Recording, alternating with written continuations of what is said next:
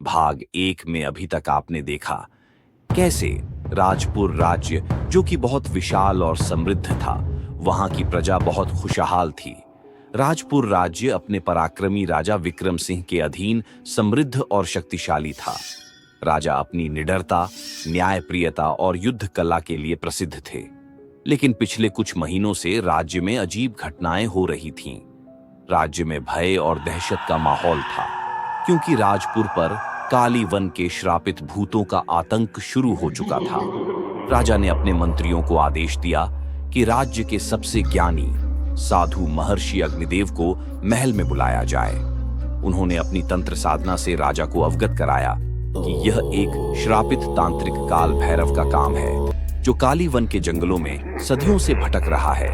आपको वहां जाकर उसे और इस राज्य को इस भयानक आपदा से मुक्त कराना होगा। अगले दिन राजा अपने सेनापति और सेना के साथ काली वन के लिए रवाना होते हैं। अब आगे की कहानी। स्वागत है आपका हमारे चैनल मोरल डिवाइन टेल्स में। राजा विक्रम सिंह और भूतों की भयानक लड़ाई, भाग 2, काली वन की दहशत। राजा विक्रम सिंह और उनके योद्धाओं ने जैसे ही काली वन में कदम रखा, चारों ओर एक भयानक सन्नाटा पसर गया। गहरी अंधेरी काली रात थी। चंद्रमा काले बादलों के पीछे छुप गया था।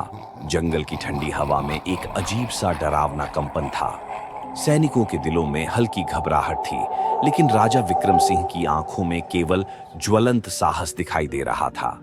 अचानक काली वन के जंगलों के बीच से अजीब सी आवाजें आने लगी, मानो कोई अनजान शक्ति उन्हें देख रही हो। जंगल में डर का माहौल था कि तभी वहां की जमीन पर जोर से कंपन होने लगा और जमीन फटने लगी। एक सैनिक डरते हुए बोला, महाराज, यह जगह ठीक नहीं लग रही है। पक्का इस जगह पर कोई श्रापित आत्मा का वास है।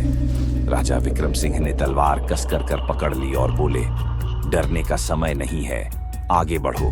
तभी अचानक हा हा हा हा, राजा विक्रम, तुम्हारा अंत निकट है। चारों ओर से भयावह अट्टहास गूंजा, मानो कोई अनदेखी शक्ति उन्हें चेतावनी दे रही हो। राजा विक्रम सिंह अपनी तलवार कसकर पकड़ते हुए बोले, जो भी है सामने आकर मुकाबला कर। तभी जंगल में अजीब घटनाएं होने लगी। पेड़ों की टहनियां अपने आप हिलने लगी, जैसे कोई अदृश्य शक्ति वहां चल रही हो। ठंडी हवा एक झोंके की तरह आई और सैनिकों की मशालें बुझ गईं। घोड़ों ने चलने से इनकार कर दिया और डर के मारे बेतहाशा हिनहिनाने लगे। एक सैनिक अचानक हवा में उठ गया और जमीन पर गिरते ही बेहोश हो गया। राजा विक्रम सिंह ने चारों ओर देखा, लेकिन कोई नजर नहीं आ रहा था। कौन है? छुपकर हमला करने वालों की यही पहचान होती है, उन्होंने गरजते हुए कहा। भूतों का हमला तभी एक अजीब सा धुआं जंगल में फैल गया। धीरे धीरे उसमें से डरावनी आकृतियां उभरने लगी। भूतों की एक पूरी सेना। उनके शरीर काले धुएं से बने थे। उनकी जलती हुई आंखें किसी दानव की तरह चमक रही थीं। उनके मुंह से एक अजीब गूंजती हुई आवाज निकल रही थी, यह राज्य हमारा है राजा, तुम इसे नहीं बचा सकते। भूतों ने अचानक हमला कर दिया।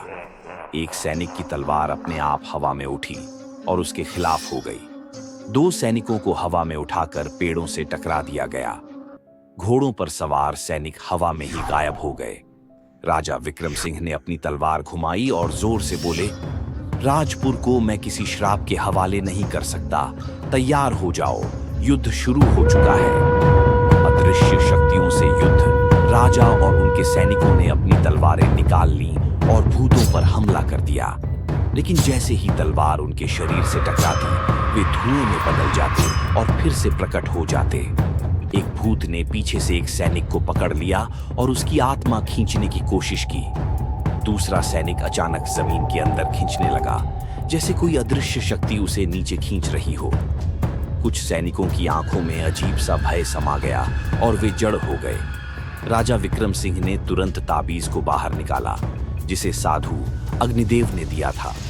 ताबीज से एक तेज रोशनी निकली और भूत पीछे हटने लगे। लेकिन तभी तांत्रिक का प्रकट होना अचानक जंगल में जमीन कांपने लगी। एक भीषण गड़गड़ाहट हुई और पेड़ों के बीच से एक विशाल आकृति उभरी। ये वही तांत्रिक था जिसने वर्षों पहले राज्य को श्राप दिया था। उसका विकृत चेहरा भयानक था।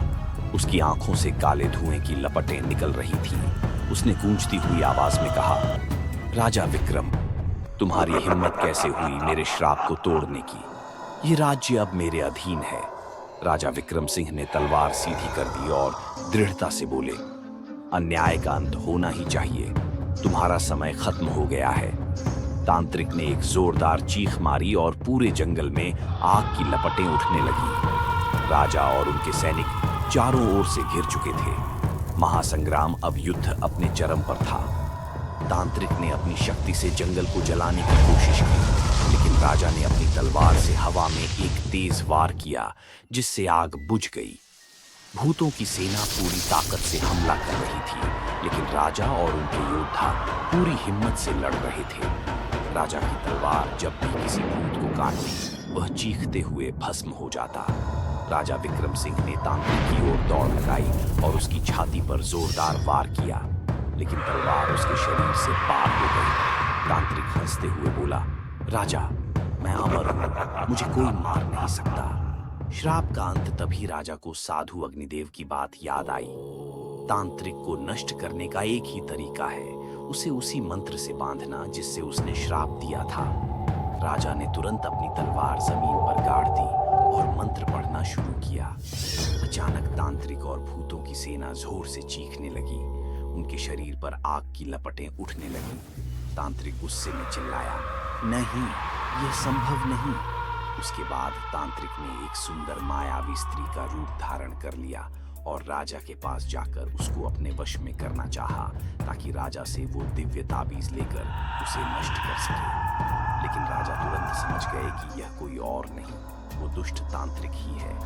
उन्होंने वह ताबीज उसको नहीं दिया, जिससे तांत्रिक क्रोधित हो उठा और वह अपने असली रूप में पहले से और भयानक और विशाल रूप धारण कर राजा के सामने प्रकट हो गया। लेकिन राजा भी अपने पूरे जोश में थे और उन्होंने ध्यान लगाया और मंत्र पढ़ते हुए अपनी दिव्य तलवार, जो महर्षि अग्निदेव ने उन्हें दी थी, उस तांत्रिक के सीने में उतार दी। उसी क्षण एक तेज प्रकाश पुंज प्रकट हुआ और तांत्रिक एक जोरदार आवाज के साथ आग में भस्म हो गया और उसके साथ साथ उसकी भेजी हुई सारी आत्माएं भी आग में जलकर राख बन गई। राज्य का उद्धार, जंगल में फैला अंधकार धीरे धीरे खत्म होने लगा। सूरज की पहली किरणों ने पेड़ों पर सुनहरी आभा बिखेरी। राजा विक्रम सिंह और उनके सैनिक विजयी होकर महल लौटे। पूरा राज्य इस विजय का जश्न मना रहा था। साधु अग्निदेव ने राजा को आशीर्वाद दिया और कहा, महाराज, आपने न केवल अपने राज्य को बचाया, बल्कि उन आत्माओं को भी मुक्त किया जो वर्षों से श्रापित थीं। महर्षि अग्निदेव ने राजा को एक दिव्य तलवार भी भेंट में दी और आशीर्वाद देते हुए बोले, राजपुर राज्य फिर से खुशहाल और समृद्ध होगा। राजपुर फिर से समृद्ध होने लगा। लेकिन राजा विक्रम सिंह जानते थे कि यह उनकी आखिरी लड़ाई नहीं थी। भविष्य में और भी खतरनाक चुनौतियां उनका इंतजार कर रही थीं। दोस्तों, यह कहानी आपको कैसी लगी कमेंट करके जरूर बताएं। और कहानी पसंद आई हो तो वीडियो को लाइक और चैनल को सब्सक्राइब करना और बेल आइकॉन दबाना मत भूलिएगा, ताकि आगे की वीडियोस आपको मिलती रहे। हमारे साथ जुड़े रहने के लिए आपका धन्यवाद।